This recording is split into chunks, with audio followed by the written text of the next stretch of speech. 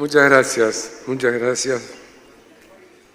señor senador electo, si se puede decir así, expresidente de la República, doctor Julio María Sanguinetti, contador Enrique Iglesias, expresidente del Banco Interamericano de Desarrollo y es secretario general iberoamericano y todo lo que es, señor vicepresidente de ADM y rector de la Universidad de la Empresa, contador Roberto Bresso, señor secretario general de ADM y tesorero de la Universidad de la Empresa, don Enrique Giner.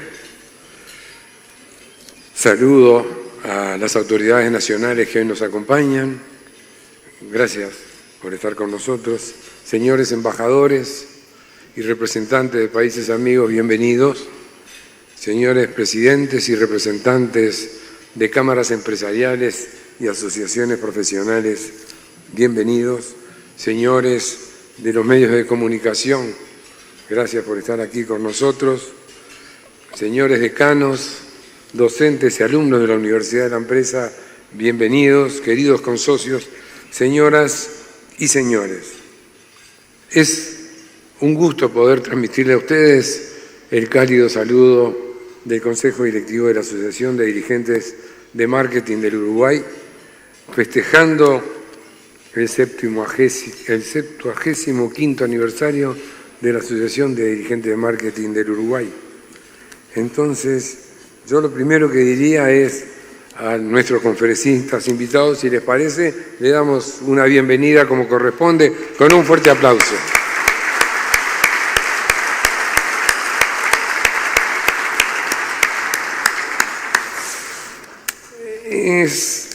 Es un año para nosotros diferente y yo creo que para todo el Uruguay es un año diferente. Un año de elecciones, un año de cambio de gobierno, un año de mucho trabajo. La asociación participó en todo el acto preelectoral, después en las primarias. No dejamos de hacer nuestro ciclo habitual.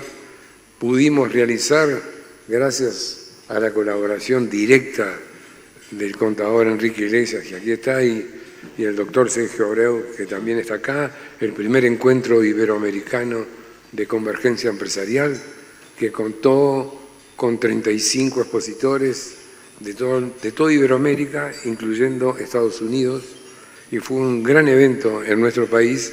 Y al respecto quiero decir muchas gracias al señor Presidente de la República y al Gobierno que nos apoyó en todo este desarrollo, que si no, no hubiese sido posible. Y todas las empresas que también colaboraron con nosotros y las cámaras empresariales. Un año también diferente porque nos preguntamos cómo va a ser el próximo año. Y nosotros en nuestro Consejo Directivo lo que decimos es cuando se toman decisiones, lo primero y lo más importante es tomarlas. Y después pasamos al otro estadio y veremos cómo nos va a ir. Nos va a ir muy bien porque somos uruguayos. Y esa es una condición sine qua non para que las cosas nos salgan bien como nos han salido durante toda la historia nuestra, que yo al escribir una nota para la revista que va a salir, tuve que recorrer la historia del Uruguay en los 75 años que tiene la asociación y me encontré recordando el país hermoso que tenemos. Realmente un país hermosísimo que debemos respetarlo, debemos llevarlo adelante y debemos hacer como sentimos nosotros. Ustedes nos hacen sentir en familia que se lleva bien, para que quede claro. Así que les agradecemos mucho la compañía de ustedes. Simplemente quiero decirles que estamos finalizando un año, por tanto, si me alcanzan una copa de champán, como me dijeron, puedo levantarla con ustedes. Está bien. Gracias. Puedo levantar la copa con ustedes y si ustedes me acompañan, decimos, queridos amigos, un año espectacular, 75 años excepcionales, feliz Navidad y prosperidad para el fin de año y el año que se nos acerca. Salud y amor, como dijo un amigo, porque dinero ya tengo.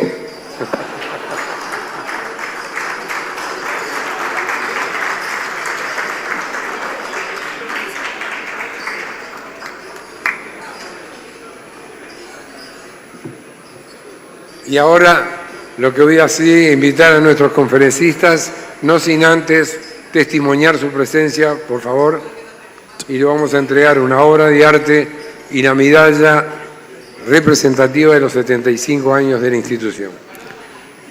Bueno, como es habitual, el doctor Abuchalja en estos momentos hace entrega a nuestros dos distinguidos expositores de obras de artistas plásticos nacionales, además de la medalla conmemorativa del 75º aniversario de la Asociación de Dirigentes de Marketing del Uruguay. En primer término, solicitamos la exposición al contador Enrique Iglesias, luego hará lo propio el doctor Julio María Sanguinetti.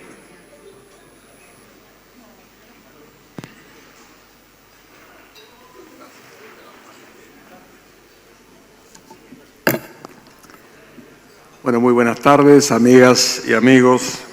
Estimado Jorge, muchas gracias por invitarnos una vez más a hablar con este público amigo en una circunstancia muy especial porque, como lo acaba de mencionar, ADM está celebrando 75 años. 75 años en un país que tiene 190 no son pocos años, es una cosa que realmente se ha ido fortaleciendo en sus raíces y es por hoy una institución respetada y sobre todo un lugar de diálogo, que es lo que realmente el mundo necesita, hablar, dialogar. Y yo creo que esto es un poco su gran contribución y lo felicito a él y a todos los que antes que él estuvieron trabajando en esta casa.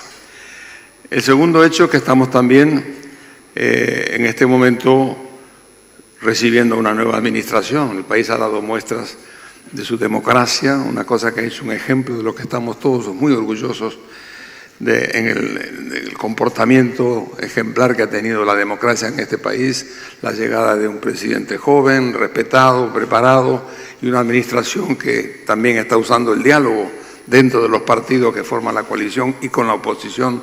Yo creo que en esos términos realmente tenemos que mirar el futuro con entusiasmo, pero también con preocupación, porque no está bien el mundo, no está bien la región y tenemos problemas que resolver en la subregión a la que pertenecemos.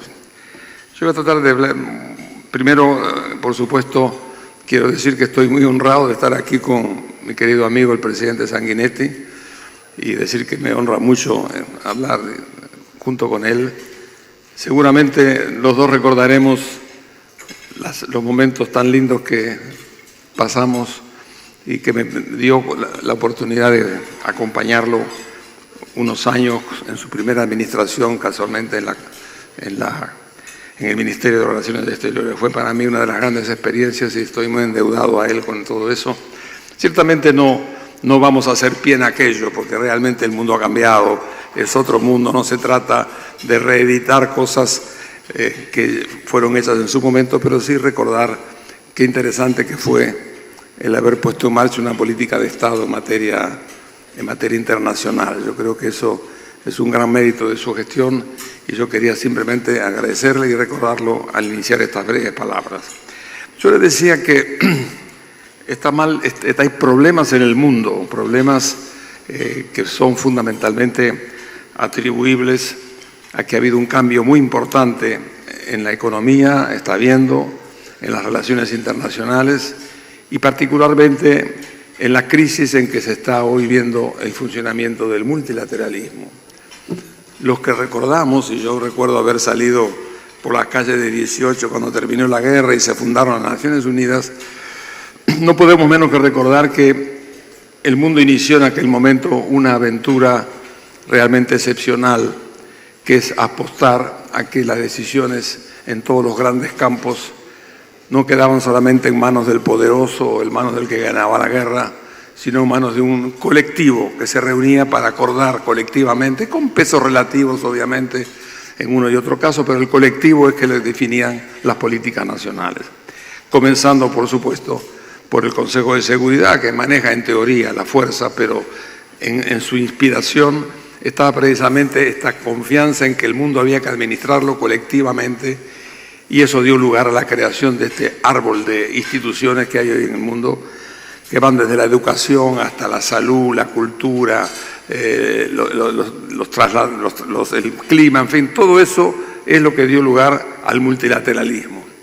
Y no nos fue mal. Yo suelo decir que estos 70 años que van desde el 45 al 2015, yo creo que son los años más ricos en materia de contribución a lo económico, a lo social y a lo político.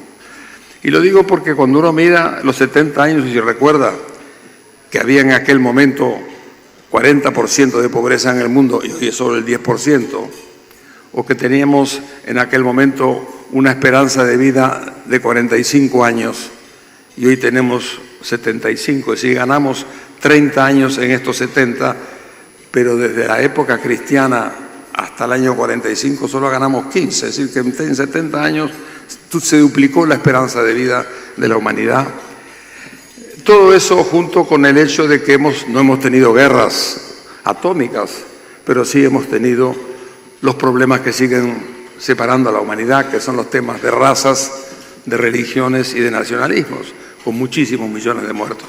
Pero en todo caso hay una maquinaria multilateral que fue fundamental para dar lugar a lo que puede ser un poco esos 70 años de una época que fueron realmente fundamentalmente marcados por esta actitud multilateral, que incluso yo diría se proyectó en el concepto de solidaridad, un tema, nosotros conocíamos el concepto de caridad, que está en las grandes religiones, pero la solidaridad apareció por primera vez como un deber de la humanidad en esos 70 años. Bueno, ese mundo está con problemas, y esos problemas se deben a que el multilateralismo comienza a tener dificultades. Yo voy a mencionar dos de las dificultades en particular, la que tiene que ver fundamentalmente con todo el tema de lo que puede ser el tema comercial, que nos preocupa particularmente, y en segundo lugar todo lo que tiene que ver con este conflicto que hay entre Estados Unidos y China. Son dos temas que se derivan un poco de esa historia multilateral y que hoy está crujiendo. Con respecto al primer tema, yo creo que ciertamente el tema comercial es un tema preocupante. El CURI, que dirige este amigo Abreu, ha venido trabajando en este tema con personas que conocen la materia. Y si algo tuvo Uruguay un poco un papel cumplido en la historia es el tema del comercio. En el comercio internacional, Uruguay ha sido un país presente que va mucho más allá de su dimensión económica o sus relaciones comerciales. Figuras como la Carta de Muró o como Gustavo Magariños han sido realmente grandes contribuciones, y en el tema particularmente del comercio fue el Uruguay desde Punta del Este hasta Marrakech que realmente presidió durante todos estos años una ronda que dio lugar a la Organización Mundial de Comercio, que nos protege a todos y particularmente a los más débiles. Bueno, eso está en crisis. Y está en crisis porque aparentemente la política especialmente de Estados Unidos es de no estar conforme con las decisiones del Tribunal de Mediación de Conflictos y por tanto nos estamos quedando sin jueces para poder intervenir en los conflictos e incluso aplicar sanciones. Yo creo que eso es una cosa preocupante. Es preocupante porque para nosotros, como digo, el tema del comercio, país pequeño, es fundamental. Y el tema de reglas claras y compartidas multilaterales es un tema que de alguna manera nos debe servir para reflexionar. Ahí hay algo que hacer. Yo creo que no se trata de repetir aquella Organización Mundial de Comercio que partió de Punta del Este y terminó en Marrakech, porque de alguna forma el mundo ha cambiado. Habrá que cambiar ciertamente y habrá que hacer modificaciones a la Organización Mundial de Comercio, pero lo que no podemos nosotros perder es dejar que las reglas comerciales queden solamente en poder del más fuerte o del más activo en materia comercial o que tiene más poder económico de otro tipo. Creo que eso es un tema preocupante que de alguna forma debe significar que para nosotros ese Uruguay activo en los últimos años debe seguir siéndolo. Yo creo que es muy importante tener un país que ha sido mucho más allá de su dimensión un actor importante, que ese tema constituya una prioridad importante en los próximos años. El otro tema que también está vinculado al anterior es el problema precisamente de las relaciones entre Estados Unidos y China, un conflicto que aparentemente se está empezando a encaminar, pero demora en proyectarse. Pero yo creo que en el fondo lo que hay detrás de esto, más que un tema comercial, hay una guerra tecnológica por quién divide o quién maneja un poco las grandes líneas de la tecnología que están cambiando el mundo, para bien y para mal, pero es así. Yo creo que en esa guerra, ciertamente, para nosotros, un país que tiene relaciones muy importantes con Estados Unidos y crecientemente importantes con China, eso es un tema que nos debe preocupar. Poco podemos hacer, pero sí podemos pensar, por ejemplo, en tener tratados o convenios como el que Brasil está negociando en este momento con China. Yo creo que China y Uruguay han venido hablando en estos temas. Yo creo que frente a esa coyuntura, para nosotros el tema de poder administrar esas relaciones con tratados comerciales es una forma de poder sortear un poco el desamparo que nos puede dejar la falta de autoridad de la propia Organización Mundial de Comercio. Yo creo que ahí tenemos un tema con el cual es afincar la acción, y yo pienso que esos dos elementos, el tema de la OMC y el tema de China, es importante, no solamente porque en las relaciones comerciales este conflicto de Estados Unidos con China se proyecta sobre el precio de las materias primas, a veces positivamente, pero muchas veces negativamente. Pero lo que más nos debe preocupar es que las guerras comerciales afectan las políticas de inversión y las inversiones que puede haber de parte de China en esta materia. Y eso es lo que realmente debe ser un llamado de atención frente al futuro. Nosotros tenemos que reconocer que el mercado asiático es de todas maneras un gran mercado al cual América Latina y especialmente América del Sur y Uruguay tienen que acceder para poder apuntalar su desarrollo, pero creo que en esa forma estos conflictos de alguna manera pueden administrarse si podemos tener tratados comerciales que nos permitan de alguna manera impermeabilizar, digamos así, las relaciones de inversión con respecto al futuro que se nos viene. De manera que un mundo con grandes problemas, una situación afectando básicamente a toda la humanidad, porque cómo no puede ser grave o preocupante el hecho de que países como Alemania, como Japón, están al borde de la recesión, o Italia, en fin. Es decir, algo está, incluso Estados Unidos, que ha venido creciendo, tiene un crecimiento menor que el que estaba esperando, y para el año que viene se esperan todavía proyecciones aún más negativas en el crecimiento del comercio, de la economía mundial y sobre todo del comercio, que siempre ha sido un factor de crecimiento mucho más allá del crecimiento del producto, y en este momento lo estamos viendo en esta situación. De manera que la primera preocupación es esos dos temas, por lo menos de la coyuntura internacional, que nos deben preocupar en lo inmediato. El segundo tema lo constituye el tema de la región. Yo no voy a hablar de esto porque todos somos conscientes de los problemas delicados que hoy hay en ciertos países que están generando conflictos muy importantes que se proyectan a toda América Latina. El caso de Venezuela, que es un tema que el caso reciente de Bolivia, pero sobre todo importante, no es para hablar ahora, pero el caso de Chile es algo más allá que un conflicto circunstancial que se termina cuando las manifestaciones cesen. Acá ha habido un cuestionamiento muy profundo de un modelo que fue modelo en toda América Latina y que realmente es un juicio que de alguna forma cuestiona muchas cosas en las cuales nosotros creemos y que debemos de alguna forma analizar para ver cómo por último se proyectan en las revisiones que hay que hacer a estos modelos de crecimiento que van más allá del conflicto como tal. Pero el conflicto de Chile va mucho más allá que una manifestación o un vandalismo en la calle. Mucho más que eso, hay un cuestionamiento muy importante del modelo central que ha sido y sigue siendo un ejemplo para el resto de América Latina. Por último, el tema subregional. Aquí es el tema de las relaciones dentro de Mercosur. Hace pocos días Sergio Abreu hizo un excelente artículo en la prensa que me parece muy iluminante respecto a esto. Yo creo que en este momento, yo siempre creí en el Mercosur y contra voces que frente al desestímulo y frente a la tristeza que dio el hecho de que el Mercosur prometía pero no daba finalmente resultados, llevaba fácilmente a esta idea de que vamos a optar por el mundo y nos olvidamos del Mercosur. Yo no estoy en esa posición. Yo creo que la geografía es la madre de la historia. Para nosotros, el relacionamiento nuestro con nuestros vecinos no solamente ha sido importante, es importante y seguirá siendo importante. Estamos ligados a las dos más grandes economías de América del Sur, estamos ligados por fronteras abiertas y estamos teniendo, por tanto, la oportunidad de esos mercados que ya son hoy muy importantes y van a seguir siéndolos si acordamos ciertamente reglas comunes con las cuales funcionar. Por tanto, hoy que el Mercosur comienza a despertarse con la aparición de las relaciones con la Unión Europea, con Canadá y otras ideas más que se están en marcha, y con EFTA, yo creo que de alguna forma empieza a parecer que el Mercosur puede como colectivo abrir puertas en un mundo cada vez más complejo. Bueno, yo creo que eso hoy es una realidad, pero también es cierto que para que eso opere oficialmente tiene que haber empatía entre las políticas económicas de los países. Hay dificultades en este momento, y lo mencionaba, el Brasil tiene una política mucho más aperturista como punto de apoyo a su estrategia económica.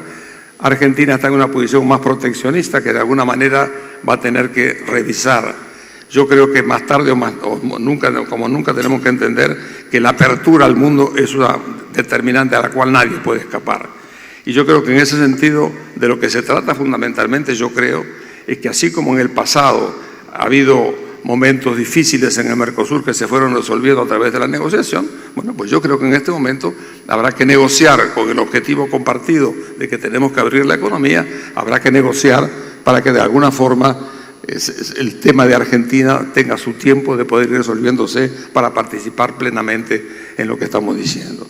Yo creo que es muy importante esto porque de alguna manera nos recuerda, y me permite, presidente Sanguinetti, que le haga recordar una cosa que fue muy interesante, que fue cómo su diálogo con Alfonsín y con Sarney implicó por primera vez en la historia de los tres países una suerte de relación personal e institucional que tuvo grandes dividendos. Yo no digo que ese sea el camino, digo simplemente que de alguna forma esa diplomacia que nos permite la historia y nos permite la vecindad podría ser quizá de alguna forma un tema importante con el cual se podría trabajar. Yo pienso que en todo esto hay un tema central y es que para que todo esto funcione las economías tienen que estar con la productividad y la eficiencia al tope. Y yo creo que en ese sentido hay un consenso nacional de que ese es el tema y que de alguna forma habrá que abundar en esto para poder tener una presencia en el mundo y en la región que nos haga ciertamente salir adelante. Yo pienso que con estas palabras quería simplemente decir que el país ha tenido una política exterior a lo largo de su historia que ha ido bastante más allá de la dimensión económica o política. Lo ha hecho fundamentalmente por tradiciones de respeto. Hemos tenido nuestros problemas, han sido resueltos, de respeto, de adhesión a la democracia, al respeto de derechos humanos. Es un país que se ha prestigiado en los últimos años, en las últimas décadas, con la posibilidad de llevar adelante un diálogo importante con mejoras sociales que hoy son realmente importantes en toda América Latina. Pero creo también que para eso hay que tener la casa en orden y tener la casa funcionando adecuadamente. Por eso que el hecho de que se ponga atención la nueva administración en esos temas que también lo metió la administración actual son fundamentales para que la presencia del país, su autoridad, su prestigio se proyecte dentro de las soluciones que hoy están arriba de la mesa, pero que pueden ser fundamentales para salir adelante. Yo creo que con estas palabras dejo la palabra para dejar al amigo presidente. Muchas gracias.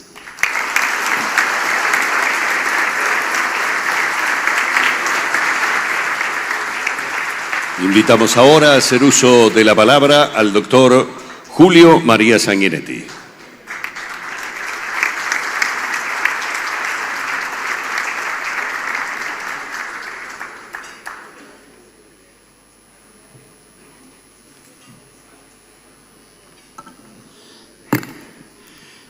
Bueno, queridas amigas, queridos amigos de esta entidad fantástica, que no solo tiene 75 años, contribuye a eso tan importante como es el diálogo, el hablar, el pensar, el discurrir, el reflexionar. Eso que en este mundo tan apresurado que vivimos se hace cada día un poquito más necesario. Ustedes, entre tantas cosas que han hecho, está esta tribuna, haber construido esta tribuna, en la cual voces diversas de pensamientos diferentes nos expresamos, discurrimos, provocamos reflexiones, que es en definitiva lo que uno procura y busca. Stefan Dedalus es el personaje de una gran novela histórica, el Ulises de James Joyce. Y es una novela revolucionaria que marcó de algún modo un tono existencialista con la peripecia de un ciudadano a lo largo de un día. En cierto momento, el protagonista le dice a su interlocutor: ya que no podemos cambiar de país, cambiemos de tema.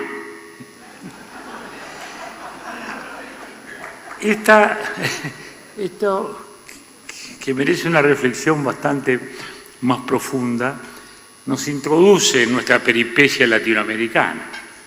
Porque hoy, a la inversa, en nuestra América Latina se cambia de país, basta ver las migraciones, se cambia de partido, se cambia de iglesia, se cambia de religión, se cambia de familia, pero no se cambia de tema, porque el tema persiste y nos acosa.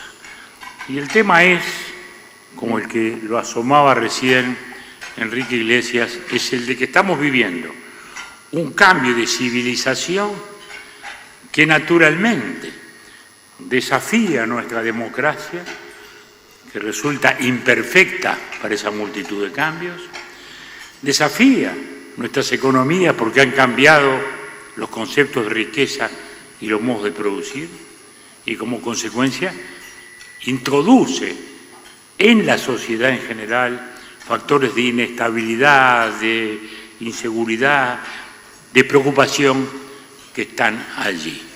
Y esto es el gran tema, el gran escenario. ¿Cómo logramos esa adaptación? ¿Cómo nos vamos aproximando a eso? Sin duda, el mundo, como bien decía Enrique, ha cambiado. Para empezar, digamos que ha habido una formidable traslación geopolítica del poder del Atlántico Norte al Asia. Nosotros hemos sido hijos a lo largo de toda nuestra historia colonial y republicana de esa Europa del Atlántico Norte.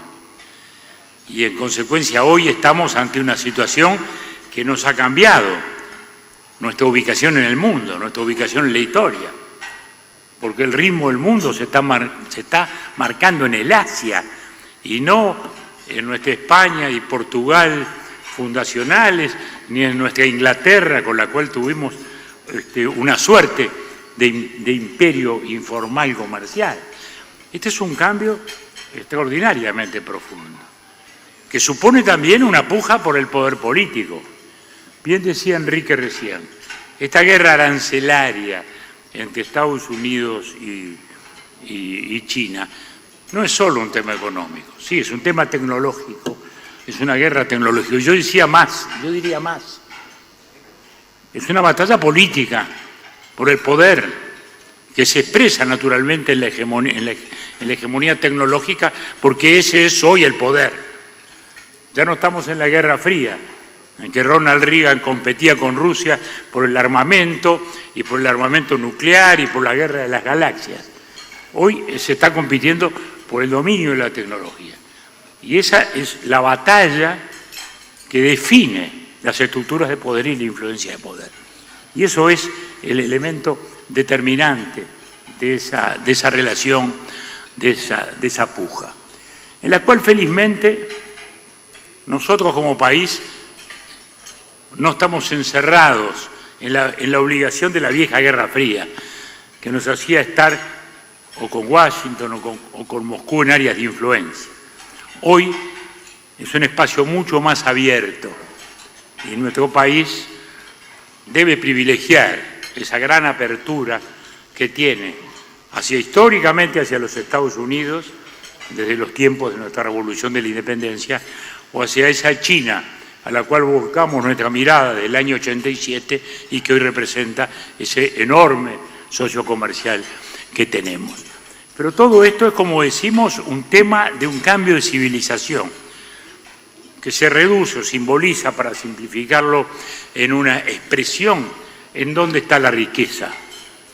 Hace 10 años, las cinco empresas de mayor cotización bursátil del mundo, solo el 37% eran high-tech. Se habían colado ya Apple y Microsoft. Las otras eran la Exxon, la otra petrolera, la China, y el Banco Industrial Chino.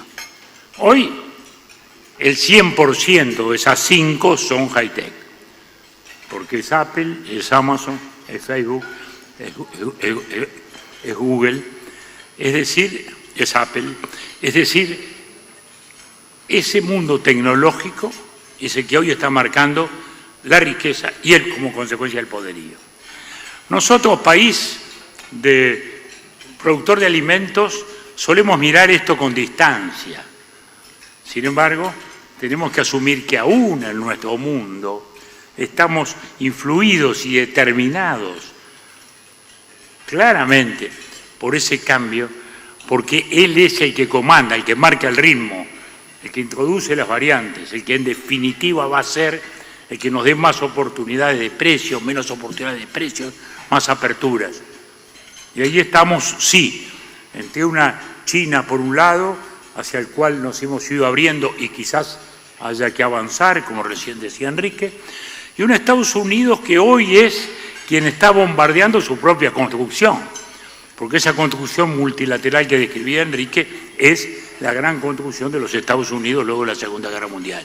Y hoy cuestiona Naciones Unidas, cuestiona sus acuerdos, aún sus acuerdos de libre comercio. Felizmente llegó ayer, por suerte, y en muy buena hora, a un acuerdo con México que tanto nos importa y que tanto nos compromete, por lo que significa México para todos nosotros. Pero este cambio en la riqueza nos pone en el acento del sistema capitalista y de la convivencia de nuestro sistema capitalista o de economía de mercado, como queramos llamarlo, con nuestra democracia. Porque esto nos pone en la esencia de lo que Joseph Schumpeter, el gran pensador austríaco, hace ya casi un siglo señaló como la esencia de la constante sobrevivencia del capitalismo, lo que él llamaba la destrucción creativa. Es decir, la innovación constante que hace que predomine el más eficiente y el más innovador, que destruye y a la vez crea, destruye y crea. Y esa mecánica de destrucción y creación ha sido la fuente esencial de la sobrevivencia de nuestro sistema de mercado. Y hoy estamos, sí, en plena destrucción creativa, en el mundo y aún en nuestros ámbitos, que nos pudiéramos de algún modo sentir lejanos a este proceso. Plenamente lo estamos viendo en todos nuestros sectores de nuestra vida. Lo vemos en la industria, lo vemos en la agropecuaria, lo vemos en el comercio. Cuánto ha cambiado el comercio, cuánto se ha destruido y cuánto se ha creado. Y de esa dinámica es la que se van produciendo naturalmente los ritmos del crecimiento, pero a su vez también todas las inseguridades del cambio. Porque esto impacta en el empleo, que naturalmente hoy es mucho más inseguro, impacta en la educación, porque ese empleo está asociado a las capacidades educativas para las nuevas tecnologías, para los nuevos modos de hacer, que no se dan solo en los espacios de la gran creación mediática, en todas las cosas, ¿no? Vayamos al puerto y veamos cómo hoy se maneja un puerto y cuando uno lo imagina hace 30 años nomás, con la vieja pandilla de estibadores. Es decir, cuando hoy la celulosa compite con la carne por el primer producto de exportación uruguaya. Es decir, son cambios fundamentales que nos están generando, sí, por un lado crecimiento y por otro lado una nueva problemática, que en parte es nacional y en parte es universal también. Porque eso es lo que está detrás del desasosiego que se produce en la sociedad como consecuencia de todos estos cambios que estamos hablando y que hacen que rechinen las instituciones democráticas, y ese es el gran desafío, el mayor desafío que tenemos, el de cómo logramos la preservación de la institucionalidad democrática, de la libertad de pensamiento, de la estabilidad de las sociedades en medio de esta profunda reversión de cambio. Ponía Enrique recién el ejemplo de Chile. Pensemos en esto. Ayer el PNUD publicó, como todos los años, su estadística de desarrollo humano, con la cual hace ya muchos años se pretendió sustituir aquellas medidas cuantitativas de solo el crecimiento del PBI, etcétera, etcétera, sino que había que mirar hacia el desarrollo humano, incluir las variantes de salud, las variantes de educación. ¿Quién es el primero en América Latina despegado? Chile. Entonces uno dice, ¿pero cómo? Tiene no solo el mayor crecimiento económico, no solo la mayor baja de pobreza, sino el mejor índice de desarrollo humano, y sin embargo está en esa problemática.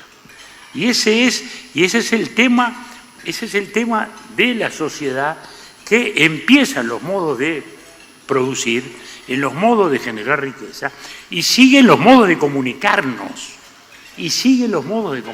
Porque la democracia en definitiva es ¿qué?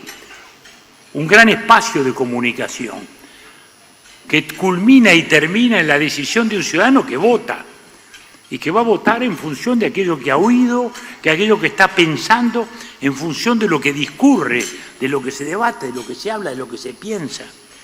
Y ese ciudadano hoy ya no tiene la estabilidad de antes. ¿Por qué? Bueno, porque nos comunicamos por redes, nos comunicamos de otro modo. Y ese maravilloso y fantástico instrumento de comunicación también es enormemente poderoso.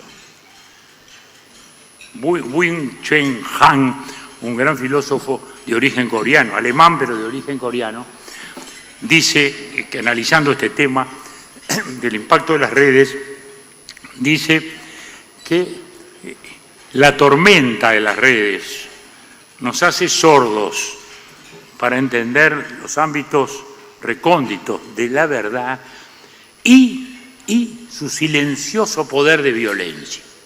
Su silencioso poder de violencia. Y uno dice, qué raro, la primera vez que lo leí, pero luego digo, sí, hay un silencioso poder de violencia. Abramos las redes y ¿qué vemos? Resentimientos, odios, las cosas más extrañas, mentiras, instrumentaciones. También todo lo que enriquece la vida a su vez y todo lo que nos permite comunicarnos de otro modo, pero también todas esas expresiones y ese silencioso poder de violencia que un día lo vimos en Egipto inauguralmente, cuando cayó Mubarak, y lo vemos estos días en Chile, y lo vemos estos días en nuestra Rambla, porque todo eso es posible a través de esos mecanismos extraños de comunicación entre gente que terminan en esos espacios y en esas reacciones. Y eso lo tenemos que entender, lo tenemos que administrar, lo tenemos que comprender. No solo no lo podemos impedir, sino que al revés, lo tenemos que celebrar por todo lo que ha significado eso, pero también entender la potencialidad destructiva que hay para las instituciones. Porque por allí viene ese ciudadano que se representa a sí mismo, ese ciudadano que escribe un Facebook, yo suelo repetir caricaturescamente, pero lo insisto siempre, que uno se encuentra con un amigo y le dice, ayer le dije al gobierno, estoy todo fantástico, estuviste con el doctor Vázquez, no, le encajé un Facebook anoche, digo, el doctor Vázquez no durmió con tu Facebook, seguramente, ¿no? Bueno, porque esa ilusión vive el ciudadano actual. Escribe un Facebook que cree que él está participando en el debate. Antes iba a un club político a decirle al diputado, bueno, tenemos que protestar por esto. Ahora no, él va a protesta y se representa a sí mismo. ¿Para qué va a ir a hablar a la iglesia? ¿Para qué va a ir a hablar con el cura, con el rabino? ¿Para qué va a ir a hablar con el diputado si él mismo se representa? Y ahí entonces empezamos a tocar problemas de la democracia. Porque este Chile primero en el índice de desarrollo humano. En la última elección votó solo el 47%. 47%. Y en la segunda vuelta solo el 49%. Es decir, que estamos ante una ciudadanía de baja intensidad. ¿Quiénes son los que estaban en la calle? ¿Los que votaron o los que no votaron? Estaban los que votaron defraudados, estaban los que nunca votaron y ahora aparecían, no unos y los otros. Y eso son los desafíos que hoy está teniendo nuestra democracia en todo Occidente. No es nuestro tema, es el tema de todos. España sin gobierno, Italia casi sin gobierno, Francia paralizada hace 5 días, Inglaterra y Estados Unidos manejadas por, llamémosle, jefes de gobierno por lo menos extravagantes, que no responden a los clásicos manejos de la situación. Uno no maneja un primer ministro inglés con estas características, ni un presidente norteamericano a fuerza de Twitter, no se lo imagina. Pero esto es el mundo, y estas son las consecuencias de eso, que habilita esas cosas, porque el debilitamiento de los partidos rebaja y degrada la construcción de élites imprescindibles y necesarias. Esto es políticamente incorrecto. ¿Cómo alguien se anima a hablar de élites? Sí, señores, porque son las élites científicas las que mueven el mundo, son los premios Nobel, no los ciudadanos comunes y silvestres, ¿no? Y en la vida política y en la vida social, esos generadores de élites que son los partidos políticos, las iglesias, los sindicatos, las instituciones sociales, se ven rebasadas. Y ahí entonces este ámbito abierto en que ocurre cualquier cosa. Y eso está en la base de toda esta política tan distinta que estamos viviendo. Cuando nosotros llegamos a la presidencia y al gobierno con Enrique, estaba Felipe González en España, y estaba Mitterrand y Chirac en Francia, y estaba Kohl en Alemania haciendo la unidad de Alemania, y estaba el cardenal Andreotti manejando Italia, y estaba la señora Thatcher revolucionando Inglaterra. Las comparaciones son odiosas, pero son rotundas también. Y entonces, de aquel mundo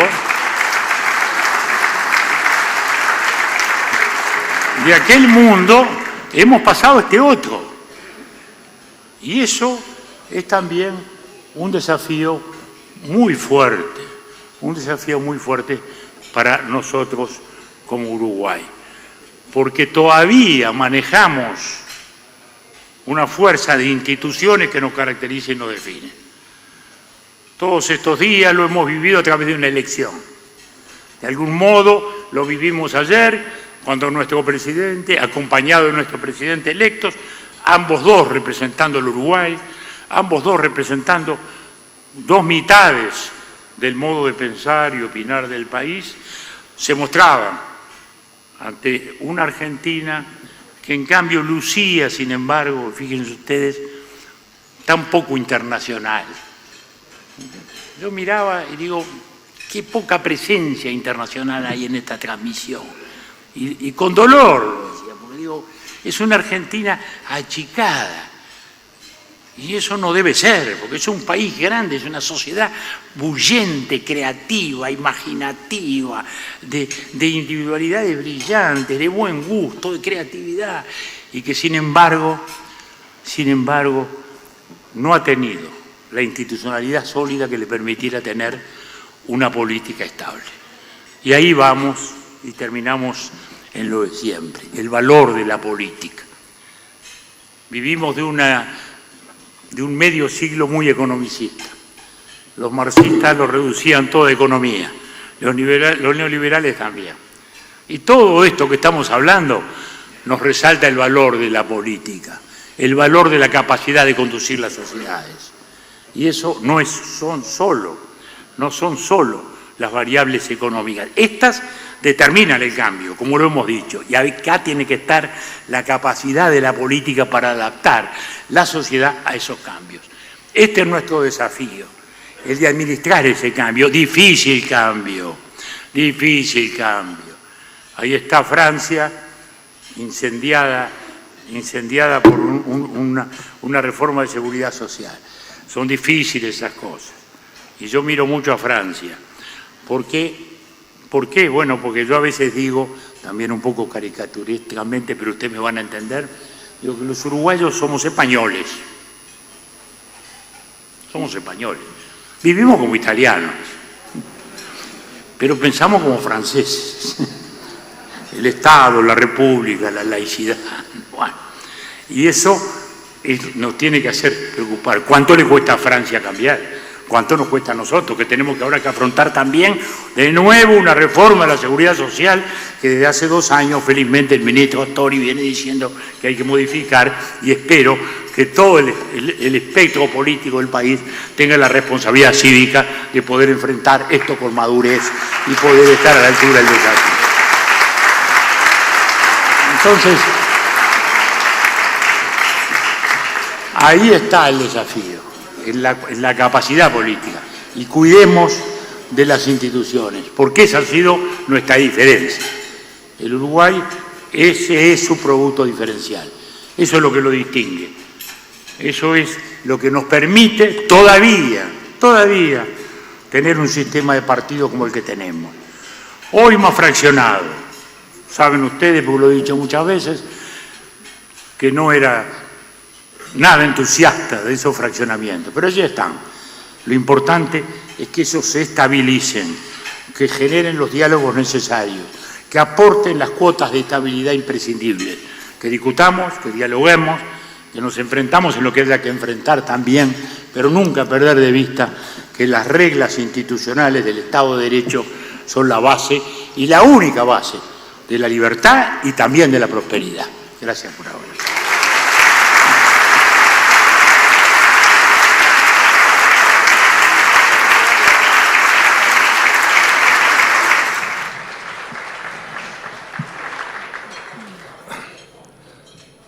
Muy bien, muy buenos días. Buenos días para todos. Muchas gracias a ADM por invitarnos con la colega Valeria Alonso. ¿Cómo están? El saludo para todos. ¿Andan bien? Muy bien. Antes de comenzar con las preguntas, quería hacer un breve saludo para la Asociación de Dirigentes de Marketing por lo que fue el festejo de los 75 años y como bien decían Enrique Iglesias y Julio María Sanguinetti, una institución que ha hecho un gran aporte a lo largo de este tiempo. No sé si todos pudieron ver el video que se emitía con las personalidades que fueron pasando por los distintos foros, pero que además también ha permitido el encuentro de dirigentes de todos los partidos políticos, con empresarios, lo que puede ser la interacción en las mesas, en las conversaciones previas, de ver, así como la imagen del presidente de la República actual y el presidente electo ayer daba satisfacción por ese sentimiento republicano del Uruguay. El TEI muestra personalidades que han hecho grandes contribuciones a la democracia, algunas figuras que ya no están, otras que han evolucionado en el tiempo, y ese es un gran aporte de ADM que a uno lo hace sentir satisfecho. Y para cerrar, en alusión a lo que era la imagen que daba ayer Uruguay, ahora que están aquí quienes fueron presidente de la República y canciller en el primer gobierno de la democracia. Yo era cronista de Casa de Gobierno. Sanguinetti hacía mención a Kohl, Felipe González, Mitterrand, que eran jefes de Estado cuando ellos fueron como presidente, como canciller, y yo fui como periodista. Recuerdo los elogios que recogían el discurso de Sanguinetti en la Asamblea Nacional de Francia, la participación de Enrique Iglesias con un gran destaque internacional y el gran aporte al proceso de paz en Centroamérica. Y en esas delegaciones, uno lo podía comprobar como periodista, iban representantes de todos los partidos políticos. En aquel viaje recuerdo que iba el arquitecto Mariano Arana, junto a representantes del Partido Nacional y Partido Colorado, y ese es el ejemplo que ha dado Uruguay, que uno dice, reconforta la imagen de ayer, pero la imagen vale cuando no es única, sino cuando es un proceso que se vive en la historia y que uno siempre espera que se pueda mantener. Así que, de los tres poderes, representante del Poder Ejecutivo, de creo que digo el presidente de la Suprema Corte de Justicia, bueno, o integrantes y del Parlamento, de los distintos partidos políticos. Había 3 partidos, ahora hay 7, va a estar bravo para lo que son los costos de una misión de tener a todos representados, pero son distintas señales de fortalecimiento de la democracia. Vamos a comenzar con las preguntas. Bueno, me sumo al saludo por los 75 años y bueno, vamos con una de las preguntas. En realidad la pregunta es para los dos, tanto como para Iglesias como para Sanguinetti, pero más precisamente para Iglesias por su rol en la situación de Venezuela. ¿Cómo ha visto el anuncio que efectuó el presidente electo Luis Lacalle Pou de salir del mecanismo de Montevideo? ¿Y cómo podría interferir esto en la salida, una salida pacífica a la situación de Venezuela? Gracias. Mire, yo tengo que ser muy comedido en esta respuesta porque he aceptado una colaboración voluntaria con la Unión Europea como asesor del departamento externo de esa organización. Por tanto, tengo que ser comedido en lo que digo porque lo importante es mantener las puertas abiertas, sobre todo en Venezuela, para poder hablar de los temas de ese país. Yo creo que, en mi opinión personal, es una decisión que tiene que tomar el gobierno. Se nos dividió América Latina. Por primera vez que yo recuerde, tenemos 3 iniciativas queriendo colaborar en el tema venezolano. Es triste eso. Yo nací hablando de la América Latina toda, junta. Y yo creo que me da pena que estemos, me da pena que estemos dividiéndonos cuando en realidad es el mismo problema. Todos queremos lo mismo, queremos volver a hacer democracia, los derechos humanos, salir de la terrible tragedia que tiene ese país en materia de alimentación, los 5 millones que tenemos en América Latina de migrantes. Todo eso es un enorme problema que nos debería encontrar a todos unidos. Eso es lo que yo aspiraría como latinoamericano. Y a eso debemos tender. Dentro de eso hay muchas opciones, creo que el gobierno tendrá que tomar la que más le parezca, pero en mi opinión personal, cuanto más se actúe en unidad en América Latina frente a estos temas, mayor será la posibilidad de ayudar a la restauración de la paz y la economía en Venezuela.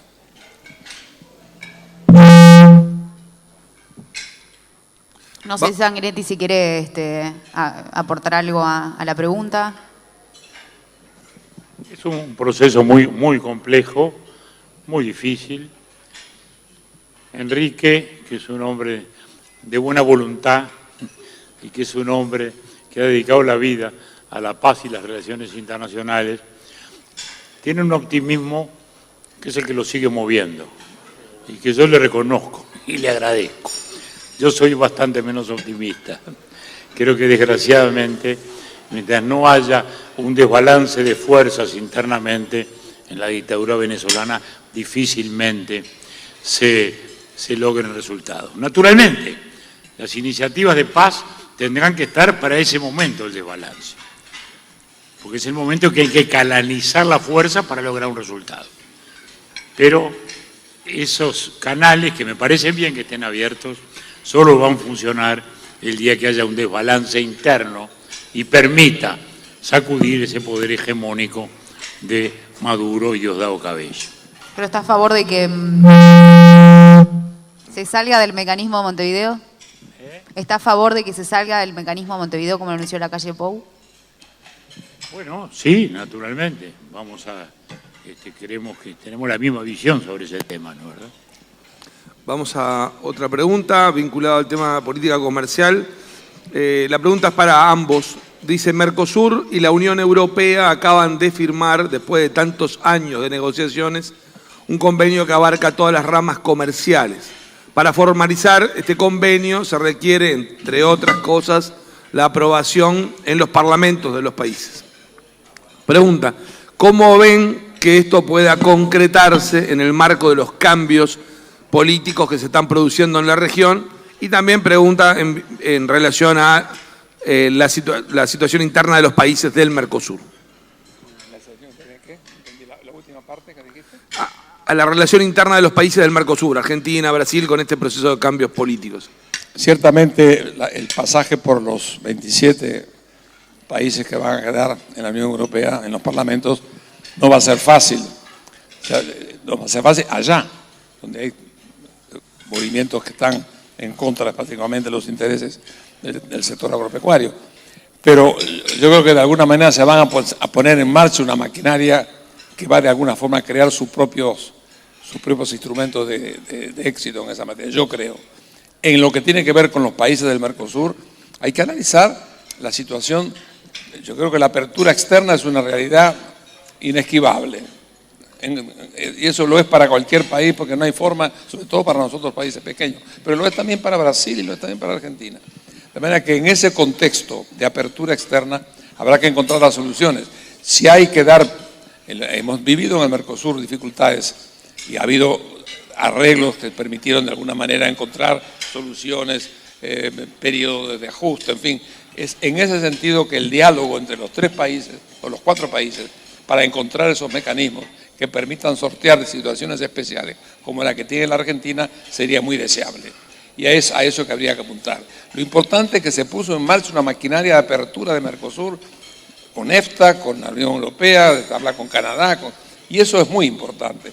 Si bien es importante tener relaciones bilaterales, todo lo que sea fortalecer en los acuerdos multilaterales es ciertamente bienvenido para el mundo que vendrá. Sanguinetti. Sobre este tema, pasamos, ya está. Bien, Sanguinetti, le voy a preguntar sobre cómo está viendo la transición del gobierno y bueno, ya hizo algunas entrevistas en las que dijo que bueno, hay falta de códigos. Bueno, lo primero que cabría decir es que estamos en la experiencia de construcción de un gobierno de coalición por el cual hemos largamente trabajado en los últimos años. Los 15 años de gobierno mayoritario y hegemónico del Frente nos han alejado de la realidad de gobiernos armados sobre la base de transiciones y la suma de esfuerzos. Está por aquí el doctor Volenté, con el cual compartimos una de las experiencias más exitosas de coalición que ha existido en los tiempos modernos, que fue la del 95 al 2000, que duró los 5 años, y en esos 5 años, entre el Partido Colorado y el Partido Nacional, pudimos reformar y salvar la seguridad social, pudimos hacer una ambiciosa y profunda reforma de la educación, pudimos volver a las inflaciones de un solo dígito y salir de la economía inflacionaria porque hubo la estabilidad necesaria. Y eso nos habla de que los acuerdos son posibles y deben ser posibles, sobre todo entre distintos, no hay acuerdos entre iguales. Las coaliciones son fundamentalmente la sumatoria y la conciliación de visiones diferentes. Podemos decir, hoy no es la misma situación de entonces. No, no lo es, pero tampoco es tan distinta, en la misma medida en que siempre el Uruguay ha oscilado entre dos grandes espacios. Históricamente eran el Partido Colorado y el Partido Nacional, con divisiones internas ambos que configuraban esos dos espacios hacia un lado y hacia el otro. Porque estaba el herrerismo y el Partido Nacional Independiente, estaba el vallismo y las diversas modalidades del coloradismo independiente. Y esos dos modos, simplificadamente podríamos decir, uno más liberal o más progresista, por usar la palabra de moda, u otro más conservador, todos igualmente democráticos. Luego apareció la construcción del Frente Amplio y allí cambió la relación y pasamos a tener un sistema tripartidario, que nos llevó a la doble vuelta, justamente porque un sistema tripartidario es muy frágil desde el punto de vista de la institucionalidad. Y había que generar la situación en virtud del cual el presidente tuviera la fuerza de una elección mayoritaria. Y ahí pasamos a esta situación en la cual nos encontramos hoy. Muchas veces me criticaban cuando yo hablaba, citando a Michel Debré, porque nunca me atribuí la autoría de una tan genial definición, cuando decía, en la primera vuelta se vota con el corazón, la segunda con la cabeza. En la primera uno vota a su pertenencia y en la segunda vota al pariente más cercano de su familia ideológica. Y eso es en lo que estamos. Entonces estamos en una transición peculiar en cuanto somos más partidos. Eso hace más difícil las cosas. Pero nuestro presidente electo ha demostrado ya suficiente y sobrada capacidad de diálogo, logró un acuerdo en 9 días, en virtud de lo cual se escribió un programa de 13 definiciones importantes, o mejor dicho, de varias definiciones, en 13 aspectos importantes, y hoy se está atravesando naturalmente este periodo, que es muy particular, porque en el Uruguay, a diferencia de la Argentina, termina la elección y enseguida, el 10 de diciembre, ya están cambiando el gobierno. Alguna gente piensa que esto es muy bueno y que lo nuestro es muy largo. Quizás lo nuestro sea muy largo, pero lo otro también es demasiado corto. Porque irrumpir en el gobierno de un día para el otro no es algo ideal. No hay preparación suficiente, no hay incluso la pausa después de la elección. Todavía acá aparecen chisporroteos entre nosotros, ¿no? Aparecen uno por acá, otro por allá. Sí, no hay que magnificarlos, porque también por suerte los gestos republicanos, como hablamos, los han superado. Y luego vendrá la pausa del verano, y luego de las fiestas y del verano, y allí se preparará lo que es la irrupción del gobierno. Soy muy optimista porque veo que las cosas han ido a bien y que más allá de chisporroteos veo el tránsito normal de las instituciones. Nosotros creo que lo tenemos que insistir, lo estamos haciendo, lo están diciendo los periodistas, todos los tenemos que hacer, porque son las cosas a valorizar y a cuidar en este mundo. En definitiva, es lo que he tratado de transmitirle hoy a la audiencia, cuidar eso en medio de los cambios, ¿no? Yo creo que eso es muy significativo. Siempre se habla peyorativamente de Lampedusa, el famoso autor italiano, con su famosa frase, hay que cambiar todo para que todo quede como está. Bueno, yo le doy un tono positivo. Creo que hay que cambiar todos para poder adaptarnos y preservar lo esencial de la institucionalidad democrática.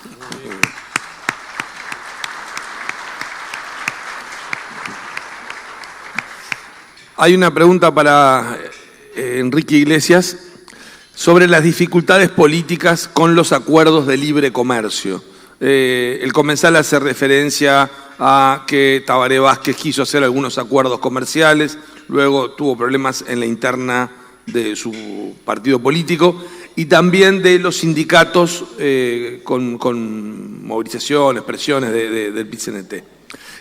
¿Cómo visualiza el tema de iniciar acuerdos comerciales que luego puedan tener freno por este tipo de reacciones contra esos acuerdos?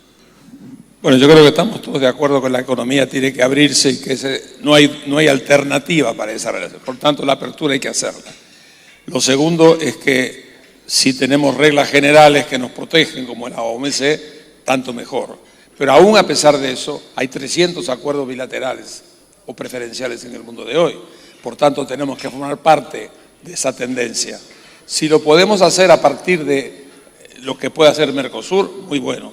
Pero también es que tenemos nuestra propia política de acuerdos comerciales. Tenemos acuerdo con Chile, tenemos acuerdo con México y tenemos un instrumento muy importante que es Saladi, que permite acuerdos de que de alguna forma no se extienden a otros países.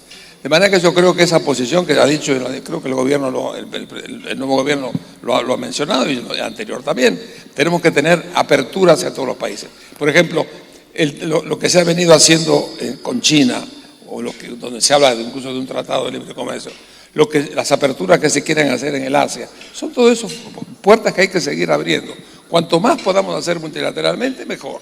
Y mientras tanto, seguir apostando a los acuerdos bilaterales en todas las formas que podamos. Yo creo que el mundo que se viene va a ser mucho más complicado que el pasado. Va a haber muchas formas de proteccionismos, mucho más encubierto que lo que podemos imaginar. Hay que estar alerta, no hay que tampoco pecar de ingenuo en esta materia, pero yo creo que tenemos que tener cuidado de que de alguna forma hay que seguir abriendo puertas donde podamos abrirlas. Y eso hay que hacerlo con un sentido práctico y pragmático. Nosotros, no puede ser que nos haya costado un año no tener el acuerdo con Chile. Es decir, yo entiendo que hay que preservar ciertos principios, ¿de acuerdo? Pero tenemos que jugar también con las cartas que desgraciadamente hay arriba de la mesa y que nos fuerzan a negociar dentro de esos parámetros. ¿Cree que en la situación en la que está el país y la región, corre riesgo el bloque del Mercosur? Sí, riesgo de su apertura al mercado, de que siga siendo un bloque comercial como tal, con las diferencias que hay entre los países. Yo creo que sería una pésima noticia para los tres países. Yo creo que, o los cuatro, los cuatro estamos pensando siempre en la vertiente atlántica. Yo creo que los cuatro países forman una realidad económica, social, histórica. Nosotros tenemos relaciones que van, fronteras abiertas, es decir, es una realidad política, histórica, geográfica. No apostar a eso y a hacer políticas aisladas que ignoren ese tipo de realidad, a mí me parece que sería un gravísimo error. Yo espero no verlo. Pero si realmente esa fuera la tendencia, se equivocarían aquellos que quieren dejar de pertenecer a un bloque que actúe colectivamente en materia comercial, económica y en todas las otras áreas que de alguna... Es decir, en cierta manera nosotros estamos acostumbrados a los tratados de libre comercio que solamente hablan de las tarifas, pero hoy en día los tratados de libre comercio ocupan de un montón de cosas que tienen que ver con temas de carácter social, tienen que ver con materia ambiental, es decir, que de alguna forma ocupan un espacio de todo lo que es la relación. El arancel, por último, es lo menos importante en todo esto. Lo importante son todas las otras cosas que van en el acuerdo. Y eso hay que sentarse en la mesa y actuar colectivamente. Para nosotros, como país pequeño, va a ser mucho mejor que quedar librados simplemente de las relaciones bilaterales dentro de la subregión. Bueno, hay una pregunta que es para los dos y que creo que puede ser, si no hubiera más preguntas para cerrar. Porque dice a los dos invitados cómo ven el futuro de Uruguay con la nueva coalición multicolor. Yo diría, Sanguinetti ya hizo referencia al tema de la coalición. Yo diría dejarla más abierta para poder tener una reflexión final de cómo ven el futuro del Uruguay en materia de oportunidades y teniendo en cuenta que estamos por comenzar el 2020. Julio María Sanguinetti, Enrique Iglesias, una reflexión de cada uno. Yo personalmente soy optimista respecto al futuro del país, pero soy un optimista consciente de que tenemos necesidad de enfrentar los problemas y desafíos que tiene el mundo de hoy y la región. Yo creo que en este mundo, en cambio, ser pequeño no es tan mal negocio. Depende de la capacidad que tengamos para poder salir adelante. Creo que nosotros tenemos detrás tradiciones importantes. El país así se ha postulado, hemos tenido nuestros periodos difíciles, pero básicamente el país ha sido respetuoso de la democracia, los derechos humanos, las relaciones internacionales abiertas. Hemos jugado en campos mucho más allá que lo que uno diría por la dimensión del país. Eso es la tradición del país. Luego hemos demostrado además que se han abierto nuevas fronteras en el mundo y la estamos aprovechando. El mundo asiático es muy importante para nosotros, como lo es también, por supuesto, el mundo europeo y el mundo de Estados Unidos. Y en algún momento tendrá que ser África. Curiosamente, en América Latina hoy solamente se ocupa de África. Cuba se ocupó, tiene mucha gente por ahí, y lo mismo Brasil. Pero aparte de eso, ignoramos el continente que hoy por hoy, el 60% de la población del mundo está en el Pacífico. En el año 2100... el 56% está en el Atlántico, porque África va a tener 4.000 millones de personas. Es decir, de alguna forma esa realidad el país la tiene que procesar y nuestra dinámica debe ser entender lo que está pasando y hacia dónde va el mundo. Yo creo que hemos aprendido mucho, hemos aprendido mucho. Yo recuerdo, hemos aprendido primero en las políticas internas. ¿O no nos acordamos nosotros lo que fue ponerse de acuerdo en la política cambiaria, por ejemplo? ¿Cuánto hemos sufrido en nuestro país por la política cambiaria? ¿Cuánto hemos sufrido por la inflación? ¿Cuánto hemos sufrido por la falta, los déficits fiscales enormes? Yo me acuerdo cuando decíamos, no, este año la inflación fue el 80, pero el COVID la bajamos a 40. Bueno, hoy en día hay una sensibilidad frente a estos temas que significa que el país ha madurado. Todo el país. Yo estoy hablando de los últimos 30 años. La democracia se ha demostrado que ha madurado la gestión económica. Hoy en día no estamos en aquellos momentos en donde realmente entramos en estas situaciones que yo las viví y el señor presidente también las vivió. Hoy el país ha cambiado en esto. Sí, tenemos códigos mucho más modernizados. Si sumamos a eso una cierta conciencia de seguridad y sobre todo una presencia. Yo les decía, por ejemplo, hablábamos en el caso de Chile. Ayer sentía un discurso de Roberto Saller, que fue ministro y fue presidente del Banco Central. Le pregunté, ¿pero qué está pasando en Chile? Y me dijo una definición que es importante, me dijo, Chile está pasando la crisis mundial de un extremo neoliberalismo. Dicho por el país que aplicó el neoliberalismo como forma de ser uno de los gobiernos más dinámicos de América Latina. ¿Por qué? Bueno, simplemente porque la política social prácticamente en materia de educación, en materia de salud, en materia de previsión social, está en manos privadas y realmente el Estado ha renunciado a intervenir. Esto nosotros no lo tenemos, estamos ya. Por tanto, el país tiene ciertas formas de enfrentar las realidades sociales del mundo actual que son importantes, porque esa gente que está manifestándose tiene múltiples elementos para protestar. Muchos de ellos tienen que ver precisamente que en Chile la salud, la educación y la seguridad social está predominantemente mal. Y eso realmente ha generado una falta de empatía con las fuerzas sociales que importa reconocer. Por tanto, yo soy optimista. Me parece muy bien la política del nuevo gobierno de fomentar el diálogo y la cooperación entre los dos Uruguayos. Me parece muy bien que nos hayan ido a Buenos Aires ayer, es un ejemplo para el mundo. Me parece muy bien que hayamos aprendido de los hechos que tenemos que respetar ciertas cosas. El país, para ser respetable internacionalmente, tiene que ser un país internamente también respetado e internamente coherente con economía. No se puede vender un país en crisis económica permanente, no. Entonces el país, para ganar política exterior, tiene que tener esa dimensión interna que yo creo que es muy importante. Nada más.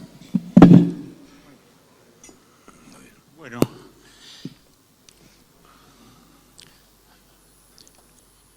La política es necesariamente una administración entre realidades y expectativas. Nace un nuevo gobierno, las expectativas se hacen ilimitadas, la esperanza siempre envuelve ese lapso inaugural, pero luego viene la lidia con las realidades. Y tenemos que ser, en consecuencia, muy realistas y muy conscientes. El Uruguay tiene, como bien dice Enrique, un enorme patrimonio de estabilidad, que va desde un Banco Central que ha administrado y que ha atravesado, cosa muy importante, 15 gobiernos de una izquierda en su tiempo revolucionaria y anticapitalista, pero que luego aceptó, muchas de ellas de mal grado, pero no tuvo más remedio que aceptarlas, esas leyes que nos han permitido tener un manejo mucho más estable de esas variables fundamentales. Y una gigantesca seguridad social que ha sido el gran compromiso del país. Nosotros tenemos 20.000 millones de dólares de gasto público, 2.000 millones de dólares, hablo números gruesos, 2.000 millones de dólares de intereses. Pero los otros 18.000 millones de dólares, el 70% es gasto social, de lo cual es la mitad es la seguridad social. La cuarta parte es la educación, después viene la salud. Es decir, el país construyó a lo largo de un siglo ya extenso estabilizadores sociales que han estado en la base también de su estabilidad democrática. Estabilidad democrática que se preservó aún cuando habían caído las instituciones, porque el golpe de Estado, con todas las heridas que generó, no cambió la matriz democrática del país. Por eso en el 80 la oposición ganó el plebiscito pese a que no podía hablar. ¿Por qué? Porque la matriz democrática del país nunca cambió. La sociedad era y es democrática. Y en consecuencia eso está definido por ese largo periplo. Ahora, es difícil adaptar esa situación a un mundo globalizado y competitivo. Y ahí viene el desafío, como el que hablábamos recién de Francia. al cual no parecemos tanto, ¿no es verdad? Es decir, la cultura de un Estado fuerte, que es el que nos ha dado todos esos valores, de una república laica, de una república respetuosa de todas las creencias y de todos los modos de pensar, pero que también tiene una exigencia de competitividad que está en la esencia hoy necesariamente de la sobrevivencia de los Estados. El mundo es global, la competitividad es un fenómeno muy importante, muy complejo también. Yo diría que para la competitividad tenemos muchos factores muy importantes, como es el Estado de Derecho.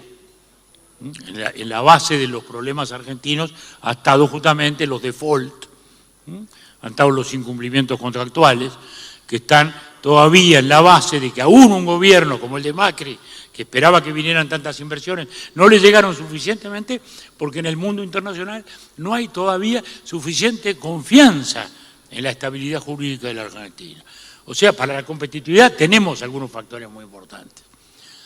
No tenemos suficiente productividad, y ahí viene el desafío. Y el tema de productividad es un tema de empresarios, es un tema de sindicatos y es un tema del Estado. Puedo decir que en el último tiempo el sector privado ha ido haciendo un ajuste a la nueva realidad. Por eso estamos teniendo problemas de empleo. Porque por un lado hay empresas que no encuentran suficientes funcionarios en ciertos sectores especializados y por otro lado nos ocurre lo contrario. Entonces allí tenemos un problema. El Estado es el que tiene que reacomodarse a la nueva situación. No va a ser sencillo. Tiene que empezar por estabilizar la seguridad social, que como decimos es la estabilidad del país. Y ese gran por ciento, es un tercio del PBI. Es un tercio del PBI. A veces nos olvidamos de eso. Nos olvidamos que la seguridad social, el Banco de Previsión Social, la contribución de patrones y obreros es solo un tercio. Solo un tercio. Los 2 tercios lo pone la... Bueno, no veas, uno habla de seguridad social y explota todo.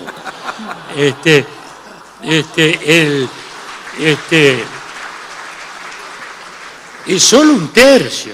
Los otros tercios son 7 puntos del IVA, nada menos. Ese es IAS. Es decir, son cantidades enormes que están en la base de nuestra estabilidad democrática. O sea, no lo estoy cuestionando, al revés. Es la gloriosa construcción del Estado social uruguayo a lo largo de tantos años. Pero también es nuestro desafío, porque o nos ponemos competitivos o desaparecemos del mundo. Entonces, creo que el Uruguay tiene hoy de nuevo una oportunidad muy importante, que tiene el desafío de incorporarse a ese mundo, que tiene que adaptarse para ello, que viene trabajosamente adaptándose, pero que ya ha hecho enormes cambios, porque uno a veces no los advierte porque los va incorporando a la vida diaria. Y cuando uno va desde el puerto hasta el Parque de las Ciencias, en la otra punta de la ciudad, advierte todo lo que ha cambiado. Y no, el Uruguay ha cambiado muchas más cosas de las que parece. Basta ver su propio esquema de exportación. Si tenemos carne, celulosa, hace 40 años, ¿quién nos hubiera dicho que iba a ser exportador de celulosa? ¿No? Y que iba a ser la soja, el tercer producto de exportación. Y son cambios estructurales que el país ha hecho, felizmente. El campo de hoy no tiene nada que ver con el campo de hace 50 años, nada que ver. Tecnológicamente no tiene nada que ver. Los años de bonanza, donde más aprovecharon para la transformación, fue justamente en la producción rural, que hoy está altamente tecnificada, porque ya no es la estancia. Es el establecimiento rural con cientos de empresas y pequeñas empresas, medianas y pequeñas, que producen biotecnología, mecánica, etcétera, etcétera, etcétera, etcétera. Bueno, entonces, ahí está el esfuerzo. Tenemos que ordenar esos aspectos. El 5% del PBI, sí, hoy se administra, pero no es sostenible en el tiempo, lo sabemos todos. Y si no queremos más impuestos, bueno, vamos a tener sacrificios. Y bueno, sí, como decía un viejo financista francés de la época de Luis XIV, ahora viene el tema de ir desplumando al pollo y a uno para que grite lo menos posible, ¿no? Porque el presidente electo dice voy a ahorrar 900 millones de dólares. Y los va a ahorrar, estoy seguro. Pero va a tener que ir pluma por pluma, porque siempre va a haber uno que grite, sin ninguna duda. Siempre va a haber uno que grite. Bueno, y eso es lo que viene ahora, para que el país vaya regenerando esa confianza. La seguridad social. El otro día discutía, hace un tiempo, con un amigo, muy buen amigo sindicalista, que me decía, no, pero ¿por qué insistes tanto en eso? Si esto va a beneficiar adentro de 2, 3 gobiernos. Ah, está bien. Digo, es verdad. El cambio de la seguridad social no le va a cambiar la vida a este gobierno. Pero si este gobierno no cambia la seguridad social, nadie le va a tener confianza.